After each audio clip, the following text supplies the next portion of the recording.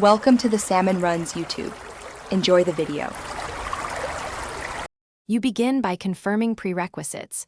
You need level 40 or higher, stealth gear to avoid patrols, and 3 healing flasks in case of pulls. Once done, travel to the Forgotten Grove waypoint. This cuts run time and reduces risk of backtracking. Make sure your map marker is set to the Ancient Oak landmark so you can approach from cover. Move now, don't waste time on extra buffs. The goal here is to enter quietly and trigger the spawn conditions with minimal interference. You proceed along the moss trail north-northeast, staying to the tree line so sentries lose aggro. Once you reach the hollow, use crouch or stealth abilities to slip past 2 roaming sentries. This prevents an early fight that can reset the spawn. Then interact with the cracked stone circle in the center. This toggles the hidden path and reveals footprint markers.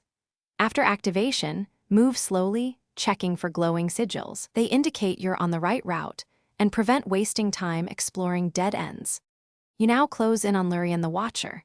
Approach slowly and wait for the idle animation. This ensures the scripted encounter triggers correctly. When Lurien initiates the gaze attack, use silence or an interrupt to break it, then kite and focus DPS on weak points revealed after the break.